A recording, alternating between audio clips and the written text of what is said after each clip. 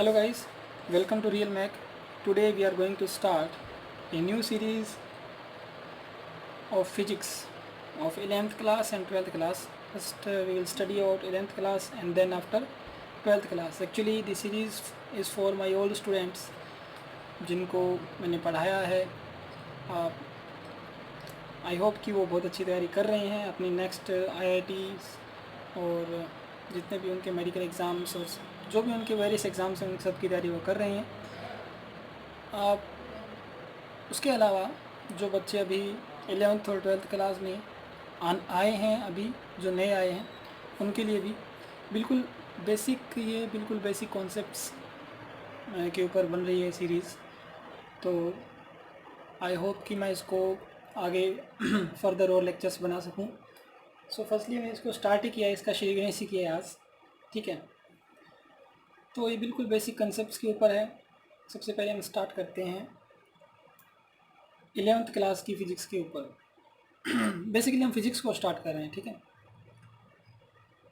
सबसे पहले इसका सबसे पहला चैप्टर, और इस चैप्टर को बहुत ही लाइट पढ़ना है. अभी के लिए इसको बहुत लाइट पढ़ना है मेरे ख्याल से. अभी के इसको थोड़ा सा मतलब ऊपर से देख ओवरव्यू इसका थोड़ा ले लेते हैं.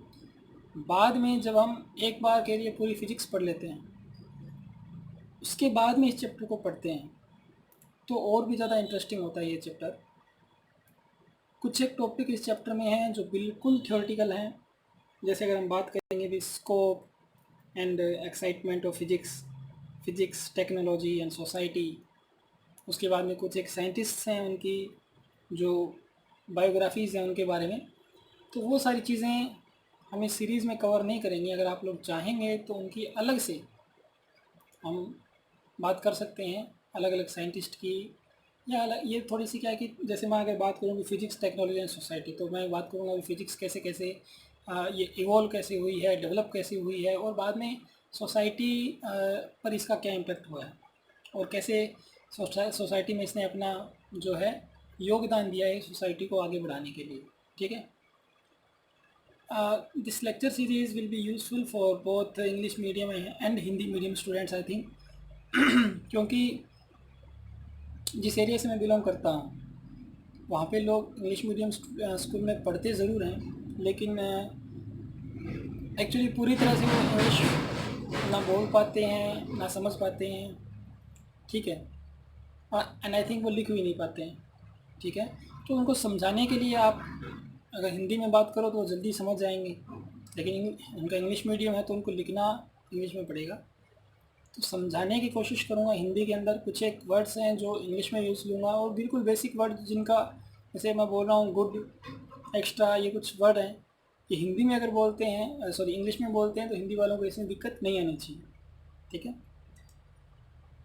तो दोनों के लिए ये सीरीज़. एंड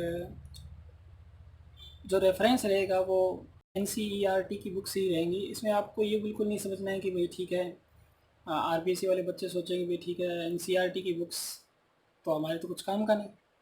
बेसिकली मैं बात कर रहा हूँ ना कि ये कॉन्सेप्ट्स बेसिस है, ये लेक्चर बिल्कुल बेसिक है.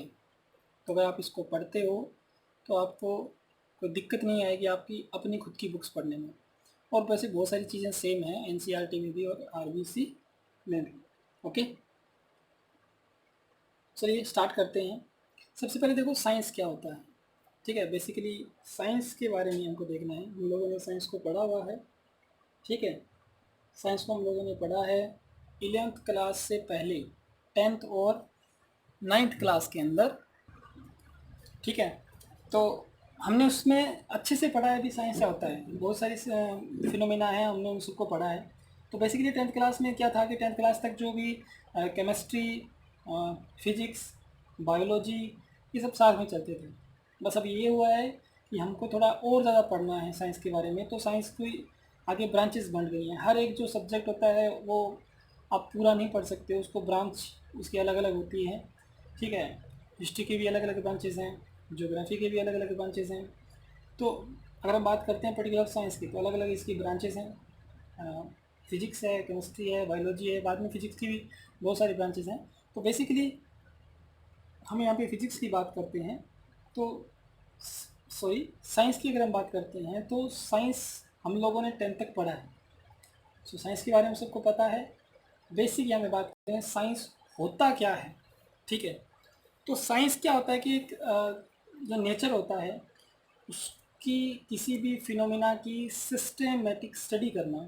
ठीक है, सिस्टमेटिक स्टडी करने के बाद में जो भी आपने स्टडी की उसके बेसिस पे कुछ नॉलेज को गेन करना, और बाद में उस नॉलेज से फिर कोई दूसरा कोई फिनोमिना हो रहा है तो उसकी फिर से आप स्टडी करें, उस जो आपने पहले जो नॉलेज गेन किया है उससे। ठीक है, उसकी फिर से आप स्टडी करें, और उसके बाद में कुछ डिटेल्स हैं उनको इकट्ठा करें, और जो जो भी नेचुरल फिनोमेना आप स्टडी कर रहे हो वो आप उसको पूरी तरह से पहचानें। ठीक है, तो ये बेसिकली साइंस है। साइंस की बहुत सारी डेफिनेशंस दी जाती हैं अपने अपने हिसाब से। तो एनसीईआरटी के बेसिस पे यही है कि आप नेचुरल फिनोमेना को पहले समझें, उसकी सिस्टमेटिक स्टडी करें, और आप एक थ्योरी डेवलप करें। उस थ्योरी के बेसिस पे आप किसी दूसरे फिनोमेना को एक्सप्लेन करें। So this is basically science. Science के अंदर कोई भी थ्योरी जो है वो परमानेंट थ्योरी, या हम कह सकते हैं कि फाइनलाइज्ड थ्योरी नहीं होती है। हम ऐसा बिल्कुल भी नहीं कह सकते कि साइंस के अंदर ये जो थ्योरी है ये बिल्कुल फाइनलाइज्ड थ्योरी है। ठीक है, क्यों? क्योंकि बहुत सारे टाइम ऐसा हुआ है कि साइंटिस्ट ने अपनी अपनी थ्योरीज दी, और बाद में वे थ्योरियाँ जो है किसी दूसरे साइंटिस्ट ने आके उसको चैलेंज किया, तो बाद में वो थ्योरीज रॉन्ग प्रूफ हो गई। तो हम कह नहीं सकते कि कभी थ्योरी फाइनलाइज है। आगे जाके आप भी कुछ ऐसे साइंटिस्ट बनो जो आप बड़ी बड़ी थ्योरीज हैं उनको आगे जाके चैलेंज कर सको। एग्जाम्पल ले सकते हो, आप डार्विन की थ्योरी का एग्जाम्पल ले सकते हो। डार्विन की थ्योरी को बाद में चैलेंज किया गया था। ठीक है, और भी बहुत सारे आपको एग्जाम्पल्स देखने को मिल सकते हैं। ठीक है, जैसे शुरू में जैसे ऐसा बताया था अभी, न्यूटन ने भी ऐसा बताया था अभी। ठीक है, अर्थ है, अर्थ के चारों ओर चक्कर काटते रहती हैं सारी, मून है या फिर सन है, सन के चारों ओर अर्थ चक्कर काटती है। ये एक सर्कुलर वे में होता है ये सारा काम, लेकिन ये सर्कुलर वे में एक्चुअली नहीं होता है। बाद में गेप्लर नाम का एक साइंटिस्ट आया, उसने बोला कि सर्कुलर वे में नहीं होता है, जो भी चक्कर काटते हैं वो सर्कुलर वे में नहीं होता है, वो एक इलेप्टिकल जो है उसकी रहता है रास्ता। तो ये जो बातें हमने ये सब हम कर चुके। उसके बाद में बहुत सारी थ्योरीज आती हैं। ठीक है, तो वो एटॉमिक थ्योरी जब हम एक चैप्टर पढ़ेंगे 12th क्लास के अंदर लगता है, उसके अंदर तो बिल्कुल जैसे मान लो आपने सबसे पहले कोई थॉमसन मॉडल पढ़ा, फिर आप रदरफोर्ड मॉडल पढ़ रहे हो, उसके बाद में बोर मॉडल पढ़ते हैं। सब एक दूसरे को मतलब रॉन्ग प्रूफ करते हैं, फिर कोई नई थ्योरी देते हैं। ठीक है, सो कोई भी थ्योरी इसके अंदर परमानेंट नहीं है। ठीक है, उसके बाद में तो ये हो गया साइंस के बारे में और साइंस की थ्योरीज के बारे में। उसके बाद में आता है फिजिक्स के बारे में। तो फिजिक्स क्या है? Physics is a branch of science. हमने पहले भी इसके बारे में बात की। Study of basic laws of nature and their manifestation in different natural phenomena. ठीक है, बेसिक लॉज ऑफ नेचर उनको स्टडी करना और उनका मैनिफेस्टेशन करना। अब यहाँ पे मैनिफेस्टेशन का क्या मतलब है ये हमको देखना। मैनिफेस्टेशन का मतलब हम उन लॉज को मैनिफेस्ट करते हैं डिफरेंट नेचुरल फिनोमिना के ऊपर। ठीक है, मतलब अप्लाई करते हैं एक तरह से। हम उनकी हेल्प से दूसरे नेचुरल फिनोमिना को स्टडी करने की कोशिश करते हैं। फॉर एग्जांपल अगर मैं बात करूँ, ये काम जैसे मान लो बिल्कुल शुरू में study of basic laws of nature. Law of nature क्या है? जैसे आपने कोई चीज़ देखा भी, कोई चीज़ ऊपर से नीचे गिर रही है और हमेशा ऊपर से नीचे ही गिरती है अपने आप। ठीक है, तो हमने एक लॉ बना दिया भी चीज़ हमेशा ऊपर से नीचे गिरती है। अब इसके बाद में अगर मैं किसी आदमी को ले जाके छत पे खड़ा करूँ, उसको बोलूँ कि आप साइड में आओ, कूद जाओ। ठीक है, तो मैं क्या इसके बारे में क्या प्रिडिक्ट कर सकता हूँ कि भाई ठीक है ये अगर कूदेगा तो ये नीचे ही गिरेगा। वो बहुत ही बेसिक बता रहा हूँ बिल्कुल ही आपको। तो मैंने जो थ्योरी मैंने बनाई थी उसको उस चीज़ पे अप्लाई कर दिया।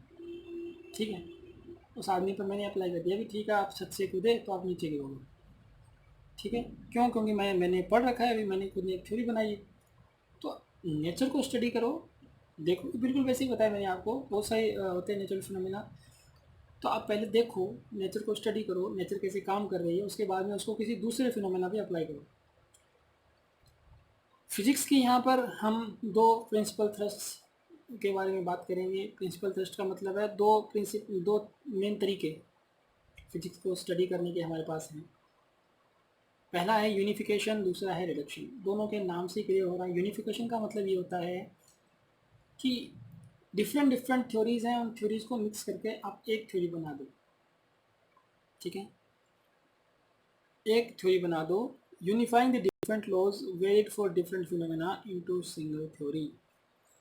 ठीक है, जैसे इसके इसके अगर मैं एग्जांपल की बात करूं तो आप कह सकते हैं न्यूटन की थ्योरी। ठीक है, तो न्यूटन की थ्योरी जो है वो डिफरेंट डिफरेंट थ्योरी, जैसे आपने ग्रेविटेशन फोर्स का कॉन्सेप्ट इसमें काम में लिया है, एलिप्टिकल जो भी अर्थ है सन के अराउंड चक्कर लगा रही है, या वो मून जो है वो अर्थ के अराउंड चक्कर लगा रहा है, ये सब सब थ्योरीज ग्रेविटेशनल जो आपने एक थ्योरी बनाई है ग्रेविटेशनल फोर्स वाली, उसमें सारी चीज़ें उसके अंदर आ जाती हैं। ठीक है, तो बहुत सारी चीज़ों को आपने एक थ्योरी के अंदर डाल दिया, आपने एक थ्योरी बना दी और वो बहुत सारी प्रोसेस के ऊपर काम लग रही है। देखो जैसे मान लो मैंने इसमें लिख रखा है unifying the different laws valid for different phenomena. ठीक है, डिफरेंट टाइप के लॉ जो हैं, डिफरेंट टाइप के फिनोमेना के लिए जो वैलिड हैं, उन सब को मिला के आपने एक सिंगल थ्योरी बना दी, थ्योरी ऑफ ग्रेविटेशन। ठीक है, अब उसके अंदर डिफरेंट टाइप्स ऑफ लॉज हैं। अर्थ सन के अराउंड चक्कर काट रही है, मून अर्थ के अराउंड चक्कर काट रहा है। ठीक है, different type different different phenomena है, तो इन सबको आप किसी एक थ्योरी से एक्सप्लेन कर रहे हो, तो this is known as unification. और ऐसा आप बहुत टाइम बहुत बहुत बार करोगे फिजिक्स के अंदर। ठीक है, तो जहाँ जहाँ ये आएगा मैं आपको बता दूंगा अभी यूनिफिकेशन हो रहा है। ठीक है, उसके बाद में रिडक्शन की अगर हम बात करें, रिडक्शन मतलब सीधा सही है, रिडक्शन का मतलब रिड्यूस कर देना। अब एक किसी कॉम्प्लेक्स प्रॉब्लम है, उस कॉम्प्लेक्स प्रॉब्लम को आपने टुकड़ों के अंदर तोड़ दिया, और टुकड़ों के अंदर तोड़कर आप उसको सिंपल बनाने की कोशिश करते हो, that is known as reduction. जैसे अगर मैं बात करता हूँ जो बोहर का मॉडल है, बोहर का मॉडल एक बहुत ही कॉम्प्लेक्स मॉडल है। अब आप इसको स्टडी जब करते हो तो आपने इसको टुकड़ों के अंदर तोड़ दिया। ठीक है, इसको टुकड़ों के अंदर तोड़ दिया। जैसे मान लो अगर मैं रेडियस की बात करूँ तो रेडियस को आपने सिंपल डिफाइन कर दिया कि रेडियस जो है वो जो एटॉमिक नंबर होता है, या जो नंबर ऑफ जो भी प्रोटॉन्स एंड न्यूट्रॉन्स होते हैं उनके ऊपर डिपेंड करता है, और जो इसका जो भी एटॉमिक मास होता है उस पर डिपेंड करता है। तो आपने अलग अलग चीज़ों पे आपने इसको डिवाइड कर दिया। ठीक है, तो रिडक्शन होता है आपका कि effort to solve the complex problem by breaking it into simple parts, simple part में तोड़ देना, that is known as reduction. उसके बाद में कुछ टॉपिक्स आते हैं आपके scope and experiment of physics. जैसे हम बात करें कि इसका स्कोप क्या है फिजिक्स का आगे, तो ये एक थ्योरेटिकल टॉपिक है बिल्कुल। फिजिक्स का स्कोप क्या है, एक्साइटमेंट ऑफ फिजिक्स क्या है। उसके बाद में हम टॉपिक आता है फिजिक्स टेक्नोलॉजी एंड सोसाइटी, जैसे मैंने पहले ही बताया था आपको। ये कुछ ऐसे टॉपिक्स हैं जो बिल्कुल थ्योरेटिकल टॉपिक हैं।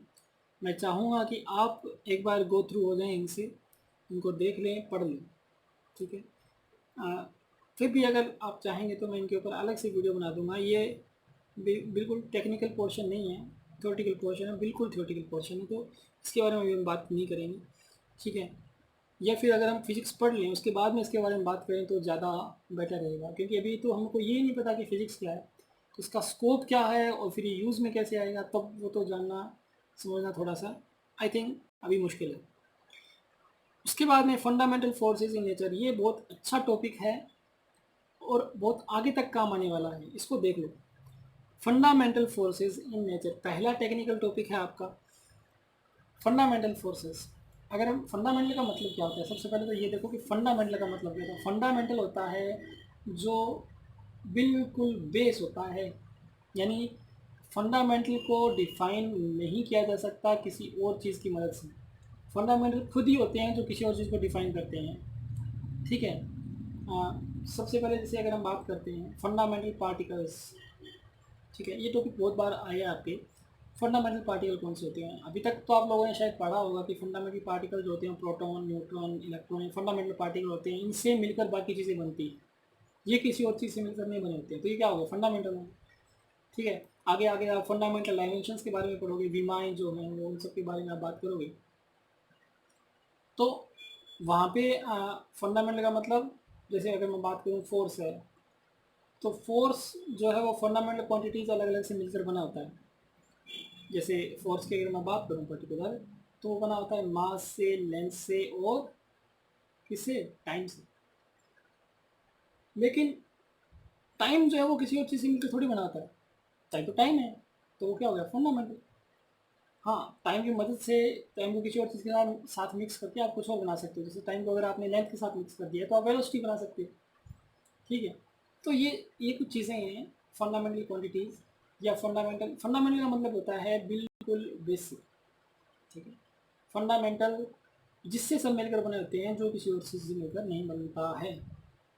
ठीक है, अगर हम बात करें अपने बिल्कुल जनरल नॉलेज की बात करें या जनरल में बात करें तो जैसे भगवान, ठीक है, ईश्वर परमात्मा भगवान अल्लाह को खुदा जो भी है वो एक वो उससे सब बने हैं, वो किसी और से नहीं मिलकर बना है, तो वो क्या है? फंडामेंटल।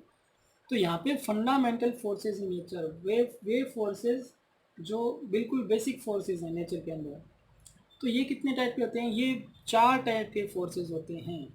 ठीक है, ये याद रखना है आपको, ये 4 टाइप के फोर्सेस होते हैं। बिल्कुल साइंस के स्टूडेंट हो, फिजिक्स के स्टूडेंट हो तो आपको ये पता होना ही चाहिए। फंडामेंटल फोर्सेस 4 टाइप के होते हैं। सबसे पहला फंडामेंटल फोर्स होता है ग्रेविटेशनल फोर्स। दूसरा होता है इलेक्ट्रोमैग्नेटिक फोर्स। इसकी भी बहुत बड़ी थ्योरीज हैं, बहुत बड़ी इसकी कहानी है। सबसे पहले इलेक्ट्रिक फोर्स आया, फिर मैग्नेटिक आया, इलेक्ट्रिक और मैग्नेटिक को मिला के इलेक्ट्रोमैग्नेटिक बना। ठीक है, एक तरह से यूनिफिकेशन है। जैसे मान लो इलेक्ट्रिक फोर्स के बारे में किसने बात की थी? इलेक्ट्रिक फोर्स के बारे में फेराडे ने बात की थी। और मैग्नेटिक फोर्सेस हैं, उनके बारे में किसने बात की थी? मैग्नेटिक फोर्सेस के बारे में किसने बात की थी? जैसे अगर हम पढ़ेंगे, ये 12th क्लास का चैप्टर आपके ओरेस्टेड ने। ठीक है, तो ओरेस्टेड ने ओरेस्टेड और फेराडे दोनों की थ्योरी को मिला के मैक्सवेल ने तीसरी थ्योरी बना दी। तो ये क्या हो गया? एक तरह से यूनिफिकेशन हो गया। ठीक है, तो इसकी भी आगे जाके हम पढ़ेंगे, काफ़ी बात करेंगे। उसके बाद में दो टाइप के न्यूक्लियर फोर्सेज होते हैं, strong nuclear forces and weak nuclear forces. Strong nuclear forces जो होते हैं वो आपको 10⁻⁻⁻15 मीटर इस रेंज में देखने को मिलते हैं। और वीक न्यूक्लियर फोर्सेज होते हैं वो आपको 10⁻⁻16 मीटर इस रेंज में देखने को मिलते हैं। वीक न्यूक्लियर फोर्सेज जो हैं वो आपको पर्टिकुलर कुछ फिनोमिना होते हैं, न्यूक्लियर फिनोमिना। जैसे अगर हम बात करते हैं बीटा डीके, तो बीटा डीके के अंदर आपको देखने को मिलते हैं। अच्छा, अभी मैंने आपसे बात की थी कि फंडामेंटल पार्टिकल्स, जो बात बीच में लगी थी, फंडामेंटल पार्टिकल आपने अब तक पढ़ा होगा प्रोटॉन, न्यूट्रॉन, इलेक्ट्रॉन होते हैं। लेकिन बेसिकली आप याद रखना कि प्रोटॉन और न्यूट्रॉन फंडामेंटल पार्टिकल्स नहीं होते हैं। एक्चुअली इलेक्ट्रॉन ही उनमें से है जो फंडामेंटल पार्टिकल होता है। प्रोटॉन और न्यूट्रॉन जो होते हैं वो एक और मेटल होता है क्वार्क, उससे मिलकर बने होते हैं। तो क्वार्क वहाँ पे फंडामेंटल हो गया उनके लिए। तो फंडामेंटल में जब भी आपसे कोई पूछे कि प्रोटॉन, न्यूट्रॉन, इलेक्ट्रॉन में से फंडामेंटल कौन सा है, तो आप क्या बताओगे? इलेक्ट्रॉन है। इलेक्ट्रॉन जो है उसको आज तक तोड़ा नहीं गया है। बाकी प्रोटॉन और न्यूट्रॉन जो हैं वो मिलकर बने होते हैं क्वार्क नाम के एक मटेरियल से। तो यहाँ पे स्ट्रॉन्ग न्यूक्लियर फोर्स और वीक न्यूक्लियर फोर्स। ठीक है, तो ये 4 टाइप के आपके फंडामेंटल फोर्सेज होते हैं नेचर के अंदर। अगर हम मॉलिक्यूलर स्केल पे देखें तो इलेक्ट्रोमैग्नेटिक फोर्स ग्रेविटेशनल फोर्स से काफ़ी ज़्यादा स्ट्रॉन्ग होता है मॉलिक्यूलर लेवल पे। यानी कि हम न्यूक्लियर लेवल पे बात, न्यूक्लियस के अंदर नहीं जा रहे हैं, बार बार बात कर रहे हैं, मॉलिक्यूलर लेवल पे बात कर रहे हैं। तो इलेक्ट्रोमैग्नेटिक जो फोर्स होता है वो ग्रेविटेशनल फोर्स से काफ़ी ज़्यादा बड़ा होता है, यानी स्ट्रॉन्ग होता है। कितना स्ट्रॉन्ग होता है ये? लगभग 10⁻36 टाइम्स स्ट्रॉन्ग होता है। यानी आप ग्रेविटेशनल फोर्स को 10⁻36 से मल्टीप्लाई कर दोगे तब जाके लगभग इलेक्ट्रोमैग्नेटिक फोर्स के बराबर आ पाएगा। इतना ज़्यादा स्ट्रॉन्ग होता है। ठीक है, और उसके बाद में अगर हम बात करें कि भाई अगर हम न्यूक्लियस न्यूक्लियर फोर्सेस, यानी कि अगर हम रेंज वगैरह की बात नहीं कर रखी है, सिंपल जैसे डायरेक्ट इक्वेशन पूछ लिया आपसे कि बताइए भाई सबसे ज़्यादा स्ट्रॉन्ग फोर्स कौन सा है, कौन फंडामेंटल फोर्स। लेवल लेवल नहीं बता रखा आपको, ये नहीं कह रखा भी न्यूक्लियस के अंदर है या बाहर है, ऐसा कुछ मॉलिक्यूलर लेवल कुछ नहीं बता रखा आपको, डायरेक्ट सीधे पूछा। तो फिर आपको आंसर देना है कि सबसे स्ट्रॉन्ग है स्ट्रॉन्ग न्यूक्लियर फोर्स, नाम से ही है। उसके बाद में आता है आपका इलेक्ट्रोमैग्नेटिक फोर्स, उसके बाद में आता है आपका वीक न्यूक्लियर फोर्स, और उसके बाद में आता है आपका ग्रेविटेशनल फोर्स। ठीक है, ये आपको ध्यान रखना है। एक्चुअली जो स्ट्रॉन्ग न्यूक्लियर फोर्स होता है ना, ये न्यूक्लियस के अंदर होता है। न्यूक्लियस के अंदर जो भी आपके प्रोटॉन न्यूट्रॉन जो होते हैं उनके बीच में ये लगने वाला फोर्स होता है स्ट्रॉन्ग जो न्यूक्लियर फोर्स होता है। ठीक है, तो ये होता है आपका स्ट्रॉन्ग न्यूक्लियर फोर्स। ठीक है, तो strong nuclear force electromagnetic force से बड़ा होता है। और इलेक्ट्रोमैग्नेटिक फोर्स आपका वीक न्यूक्लियर फोर्स से बड़ा होता है। वीक वीक तो है लेकिन फिर भी ग्रेविटेशनल जो आपका फोर्स है उससे काफ़ी बड़ा होता है, ठीक है। उसके बाद में स्ट्रॉन्ग जो न्यूक्लियर फोर्स होता है, स्ट्रॉन्ग न्यूक्लियर फोर्स वो आपका जो इलेक्ट्रोमैग्नेटिक फोर्स होता है EMF, इसका 100 टाइम होता है। ये भी क्वेश्चन आपसे हो सकता है, पूछ लिया जाए। सो ये सब चीज़ें आपको याद रखनी है कि थोड़ा बहुत डेटा बेस्ड है भी, कौन सा किसका कितना होता है, ठीक है। तो I think this is more than enough for this lecture, because अभी हमने स्टार्ट किया है। अभी जब हम फिज़िक्स को कुछ पढ़ लेंगे तब वापस इस लेक्चर पे आएंगे, ये वापस इस चैप्टर पे आएंगे, तब और ज़्यादा मज़ा आएगा इस चैप्टर को पढ़ने में आपको, ठीक है। ये बिल्कुल बेसिक है, फिर भी आप अगर चाहो तो जैसे रमन सर हैं उनकी आप थोड़ी सी बायोग्राफी वो पढ़ सकते हो। कुछ जैसे मैंने आपको ये टॉपिक लिखे दिए हैं आपको, आप इनको थ्योरेटिकली आप इनको देख सकते हो, ठीक है। और अगर आप चाहोगे तो इस पर आपको अलग से वीडियो भी बना के दिया जाएगा, ठीक है। So that's it for today, okay. Keep smiling and keep studying. Thank you.